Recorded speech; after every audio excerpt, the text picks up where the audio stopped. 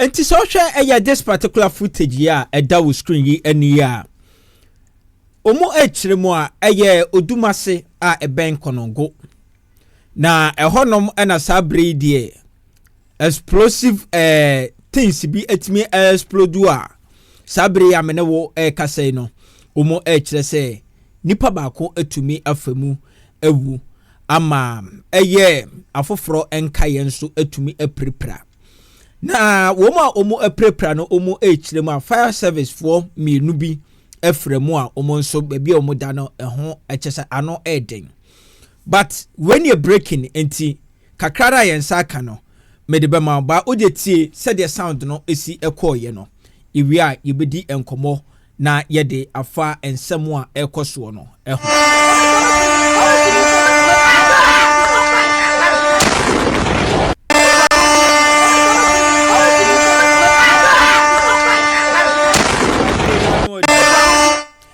this particular footage ena etumi abeto internet intintan video yi so as a breaking news. Na so far and they said the American no yenya enya enipadodo a omo etumi afrimu by said the American no sabre no confirmed one no nipa baako ena ahodo anase afoforo nkaye nso prepare fire service for enso eka ehun ebie. Na sa wo hwe ensem ya ekoso ya utumi se ano edin eja no na afede ate asimu a utumi se ama amedi agrokra ama medi agrokra esan ene enkwanhia ewo ho by Ghana no enoma bi say esia we need to be very very careful and say your friend say esan ana enkwanhia because carelessness no edoso pa na sedem di kan ye no ase enoma ekoso no ade se mede development no ebeba na mede aba abesomwo na ene no yebebo awura ensem bi mu na gya yatumi adi eho enkomo kakra a chese ensem a yebebo awura mu no former NPP majority leader the time no a majority leader meka honorable chairman sabunsu ono asura no MP edema swame ade se papa yi ababonten abeyi secret bi de ababa beto abonten se na yidie no nipa bi ehye bopo chese akufuado na danko akufuado eka ho ebie ene omo hye da bopo yi ni free ni position de afenyo markings eba betena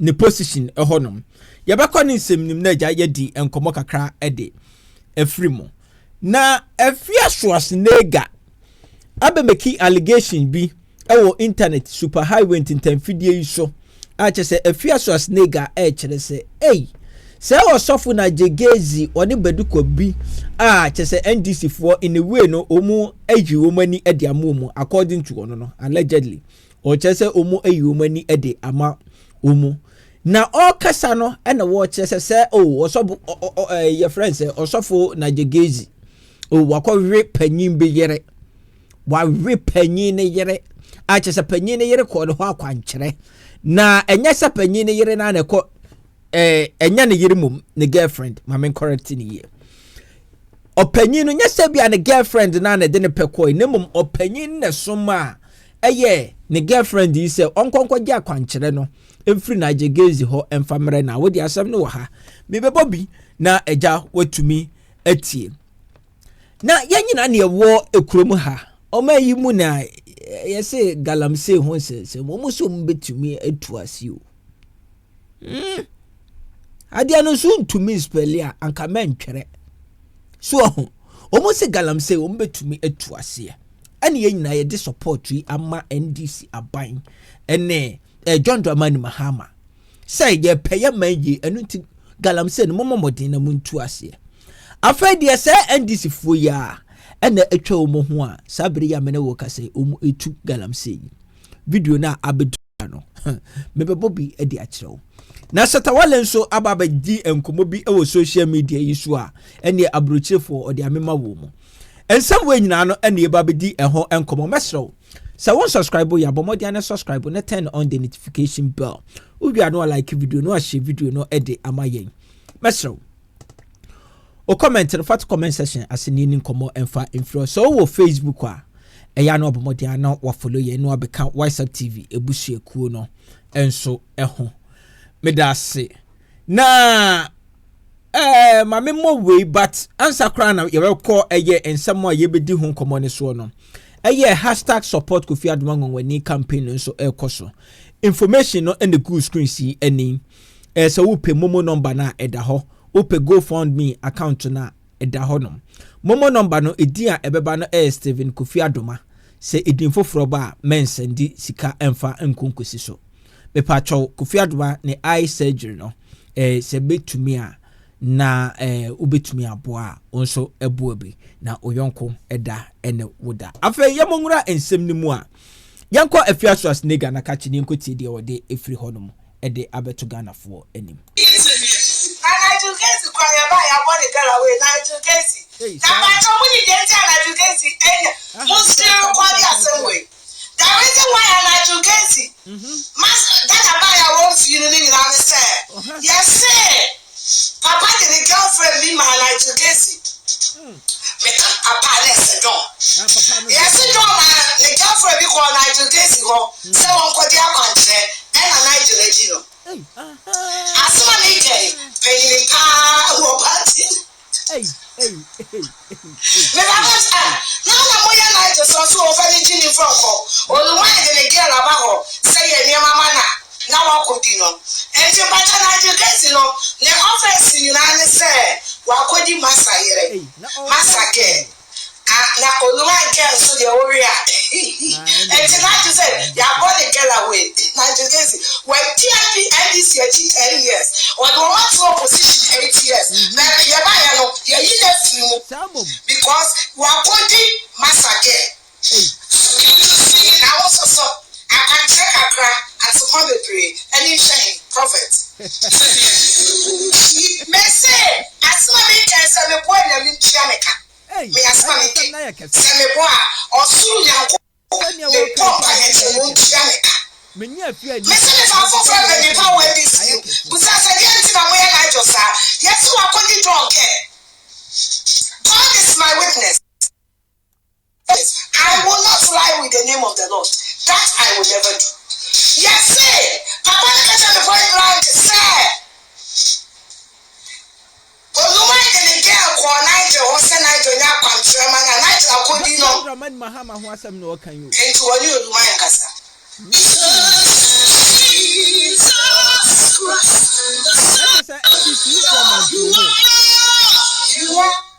Just away any and somewhere a fiaswas nigga or de aba abetu yende yes sonkra ye komumu info na aba ne dibi ebro a fiaswas nigga chirimu say papa no ne girlfriend ade say Nigel Gaisie atumi ateno atoho afitem edi amano ni nyina ne say papa say onkonkoje akwankyere odi akwankyere but Nigel Gaisie in some sort of track record when it comes to a year or nema edida de ya ye ni ho dance de na so de nkrofo akeka ya titibi no and no track record and am making asem we de oyosi na wansani si a ye behunu de owe abrewa no ni nkuruma me ye sure say Nigel Gaisie betumi ababonte ba afiasos nega nso kase panyimpa bi na waye ne ho informant our NDC mu a okeka NDC for ensem training se ko ba se Nigel Gaisie be reply dia na ne panyi kro no so no ho be ba asem because afia se de enim no ya de so ba ba be ka o de yanku anim o ne ye hwe ni a eto aso na asem bia efriwe se echiba ya de se eba na abedi ho enkomo meka galam se ho asem kiro se o my party say me de ye ka se stop galamsa me your number one person me so mama me so aka say oh ampa me support pa ye hey the NDC for say wo mo so ashase say o munya bia o mu ebedi me ba be kasa say we say ho ensem e de akere. The raid, the team was accosted on the road by an angry NDC constituency chairman who says he was not consulted before the operation. Some party faithful, some of whom were mining in the town, blocked the road, preventing the team from assessing the impact of galamsey in the town. An aerial scan revealed a huge excavation in the middle of the Dunkwao township, close to the main bridge. An angry mob threatening to face off with the armed soldiers besieged the bridge where the team had parked their vehicles. Reporting for Joy News, Erastus Asaredonko, Kumasi. Eti wey eye ensem a efri Joy News e de eba na mammo mu kakra.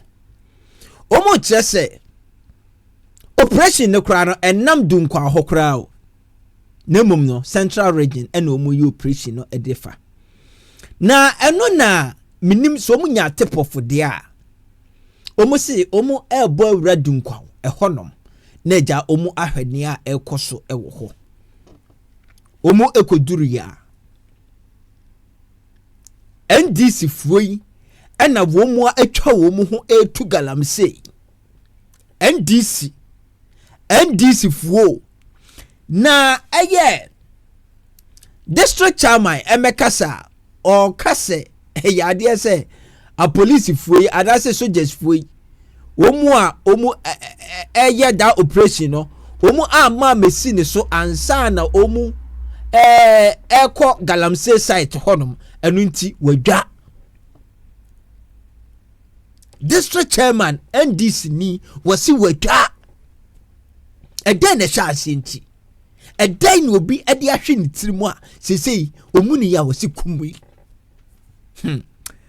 mese Ghana yi obi baba abesabotage obi di akyerew obi nipa ne firi ho a wode ono be hye ho se o nipa we de wa akoma pa ono ne be di uboni a wani na enkwan champe o wode ma me fa video yi ento so na hwe ne yi hwe district chairman ena o hye blue ya ogina mu a eja ne nkwada eka ho aja omo aheham ena aman ba pa ne bi nso edi omo cars abepake wonom se eyade se galamsey fo no omo nko ba bi ane na omo amomu akoba bi o chena hwe ba bi kwan na da honom no hwe se de omo siasa asase no afa ensu a ekotene akobo nsu ma obi asa anom no ena akoye te se milo omo ayenu milo e de amaye a te se omai we kura ya omai we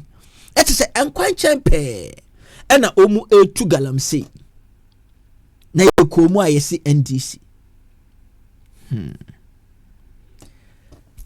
ya sonkrao yekomu mu enti wei yenya yensempa se yensembone so a drop adwenkyere eto comment section hono moy ni ni enkomo enfa emfiri hono na se de NDC fo se omu a na mbetumi ayo man ni ye na wei a ye de sha asemponi o ye kukuru mponi na ne ye besoa ye kukuru emponi ai ade ya no ade na eye ade se Shatta Wale wono so e de ensem bi aba abetudwa e wo social media so but as to say asem we na achewu anase encheyewu eno ye nhwe ho nemom no asem a okaye no eno e na ye hwe ni abusa Shatta Wale ensem bi na Shatta Wale esore ya wo descend on eye omu wa kwantuo mu eso a chese asem a Shatta Wale ekaye no tibie na afi yemra medi enkomo enfa ho. You see, make I tell you, all those people where they Ghana way, muko snabo chia, want me sabo chenyasa, I know some people, those people like Biscout, Nana Penny Sanka said, for no. Some tia stamp and some can the woman tell, ni mu life for my bochon, move bracket, move bread, move bracket. They see so stupid, but they go Europe, Americans, it might happen. If you don't get to what sell what you do, I don't want to matter. I don't know, 50 cents. I can't about I don't know, Uncle Casa, JC Casa, when I know to the Kabuchi, Ghana sent for house man. Oh, I will check now. I will check. Now, Jimmy, that will tell you your life. One I shall say, yeah, Utsa will tell you Kagana was a wait me. We kwasia se wuti abuche na ukanga na wasa. Eti bullet no ana chese nenemu. Na abrantiem se nkrofo aye ne se oh Shatta ama. Ene no se bio se odin enkwase asem kra na obi ntumi nka nkyere no. Na ewiase de se wunyini ya ena wo sira akotia. Enu ntu de betwentwen ho no moa. Because Shatta you be a ejani onya case bi akra na ye butumi be kan defend no ne ade. But se bia ode akwantuo eba abekasa na wobe tizi nkrofo abekase womomu akwantuo mu ni chance enni kwan se ombeka Ghana nsem no eye bibi a ekire se bi Shatta in a way no si wonyimi ya na adwene sua wonyimi ya na adwene esua pa because Shatta Wale sabi so obi tu kwan ekọ abrochima mu a Ghana passport on tontwene se wo kakra na wo ka se oh Ghana mu ama naturalize ama some countries no na se wuntimi nka Ghana se mu a no kra no enye reasonable sa but a reasonable because so far as say enipa no ete wo kasa no hwe country no country a ede nipa no akoma so no enti no dene a wo so wo ka ho asem Ghana so obi tu kwan a enkyere se Ghana no eda na akoma so enti ade na eda na akoma so no ho asem ba wo se nipa no tumi kan bie including any ordinary matters. So Shatta Wale enti etoda bia ma yenhunu se wanyini kakra but dia wo beke kan yi die ekoya ye se sabio se wo ba ekose wo a ebe ha adwene na ebe ye dadwene eni adesoa abeto man Ghana so ye kasai no ewo se obi fa futu ofrimu no wo se pa die na okike me kanyansa sempa na akiro me kanyansa sem ene di akiro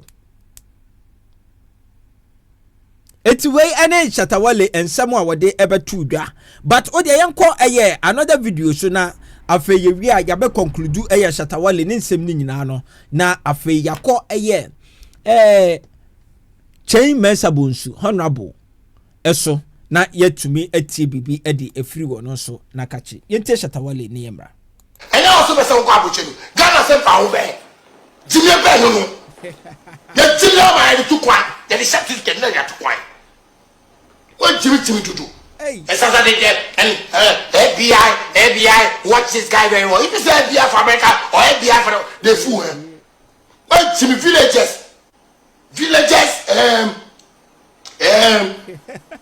association of Ghana what jimie tutu o se Ghana nye nti me kwa brochi a se Ghana asensi o ha who person make I don't know 50 cents koka le baby who aseme koka le da kasen fake of skin no make le da koka should asem go talk those with the water they go shoot you they go shoot you kwasa seme no amutio na Ghana asem na mo pese muka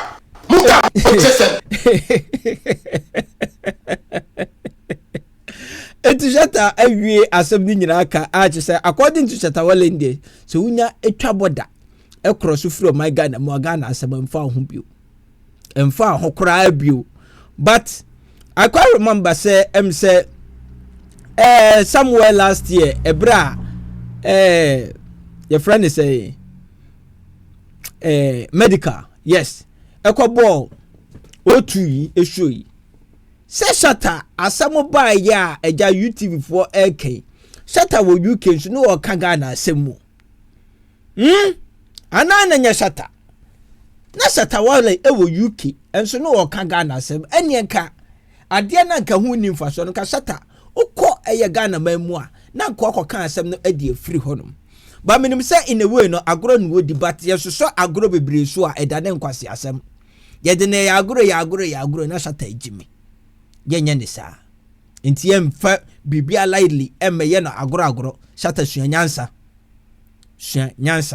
na we panye ti say no na I was not expecting say asem we say no ebefiri wonum kura e de ababa whatever the cases no also obetumi adrop adwenkyere ugidi say de Shatta AK no eye no kure Ghana for mo wa bruchire mo wu amoma ni enkama menemu anase de work no we gidi senya sabia enim drop adwenkyere eto no mi ni nkomo emfa emfiri afa yenko eye honorable chief mensa bonsu eso former eye MP edema swame constituency ano no a enesaye majority leader eye ade se odin sembi ababa betudwa se wono no ni position anu wo as a majority eye leader no then majority leader no enye ni pemu eno adi free suo asem o kan ye no yakoni enkotie na sa kufu ado pa yenti asem no na de yemra medi enkomo kakra emfa ensem a honorable chairman sabonsu ede abetudwa no eho Baba, have you been told at the frontier party necessary as majority leader then? Or my catcher? Do you know why you were changed? I know. It was told me by the president at the time. Okay. But why here in the public? What's it? Like the reason one fan to you. Oh, say of free MPs no ministers no. Yes. Or them na amo a share. Yes. Sadino. Okay. Na asem no bobo no. MPs no be about over 80 of them. That many number here 137. About 80 of them had appended their signatures. So what to say asimsi neighbor. And I should assure them say I will hold and they will support me. And me call ya present a fraying and all the two anymore. Now even them who cramp no ministers no be a bit tiam now so say I want to say na papa no beka. The president yamai. Now mamintie. They are going to support me. Now I should hold on as the majority leader. Now me down must. Some of them sent messages to me in Manima. Me called them honor President Bekasa no. I know Kasu Adena or no one party no and now me marching against the MPs no ya. But here get the big implosion Beba party. And here na on the spur of the moment, let me decide to say no, I've had enough. Let me step aside. The president de Casa Danukwana me take it down notes. The way no ma general secretary. So only general secretary can hold on or take it decision. No friends will make us. So I pick it down a few notes. We no be some said we be become. The show na make us my resign. You said it there and there. I said it there and there. Say I didn't want to be the eye of any storm in the party. I'm quoting myself. Until I'm resigning. And then why did and those of them no more MPs no felt disappointed them and so on. And so when they heard, they all said the same thing. But I think I took on my reasoning to on the party take his decision. Say watch a dodo and also mufi say and not the meet me I can say. Yes. The okay and say some na NDC for now President Mahama na mo yin so beda yes na onyi ni running mate but sen na AC Koroni ni so be fa Vice President ene Professor Jena yes intino President Frey na sem na am say ni pono no so Central Region as a ho den kofom e wo ho na in visibility e wo ho the minority leaders am na to what take over from Haruna yes and they were expecting to have the vice presidential candidate from the same region sure and Waka say we need to have some visibility there and intina omugidi say omunyo be from Central Region that was assembly so yemra mu say no kura yesterday or say no the minority leader or the majority leader is a person chosen by the party people in parliament and the party outside yes so intina okase wo twetwe a akofan sababa I didn't send baby intina yes no mamenyai What you say? But the reason makes sense to you. Say, part now who ordaining the visibility come from my opponent of a minority leader or more babe fan running mate. That should be a good reason, Anna. Well, something say. It didn't make sense to you. No, dear, Mr. Me person make wasn't.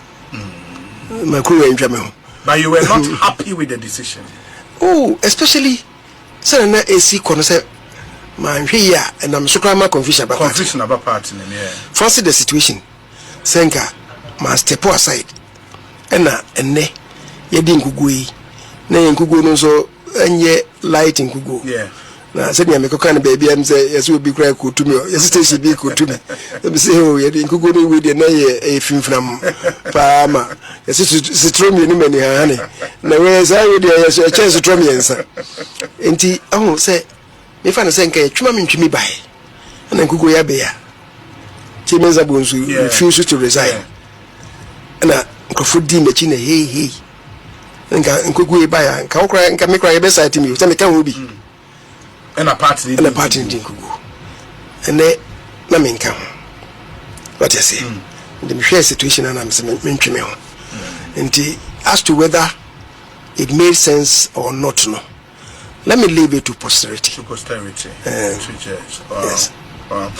Enti way and somewhere chairman sa Bonsu. Former majority leader Ede Ebetudwa. Na oka yende besi so ni nyina ne se senka otwen mansu bi ewo mu a anka yade se enne no NPP elusu yi anase NDC etumi ehwe NPP for brotoro yi pa no ke bia nko no kra no nka crofo de omo se cheche de so no kwano no na asemo kan den so acha se utumi se in a way no o make very very sharp move and o make move bi na matured so because said no work no na empanimfo bi ene MPC bi ehhehye na chi say o ma basabasa yemra na o mu beta na chi but sometimes no obi tuufo na wo dadwene ho na afutu de enya fa wadwene no fa ye nia ewo se ebeboa because at the end of the day so ko di nkrofo bi achi enanka party no papa ya enna no anka yetenetere yensa anka bekọ akoso ne so kempo yebetumi kura aka se ono kura na woye the main character oka ho a wama MPP elusu ti in a way no say think about the party because ekwan a omufa so omudi chechire mu no so na reasonable but also wadwenkyere ewo o say chairman sa nsem ya ode ebetu dwa no ho no fa eto comment section no ase na yini enkomo emfa emfiri ho no meso so subscribe to YouTube channel ya bomodi an subscribe na turn on the notification bell said the be any video bia eba ebetu so a onsa be kana nso wonye bi ahwe ya no like video no ahwe video no ede amaye o comment no fa to comment section no mu ibedi nkomo ede efiri ho no wo Facebook a meso ya na wo follow ye no abeka WhatsApp TV ebusuaku no ehun ya besa hia ne abedi nkomo ba until then no de macro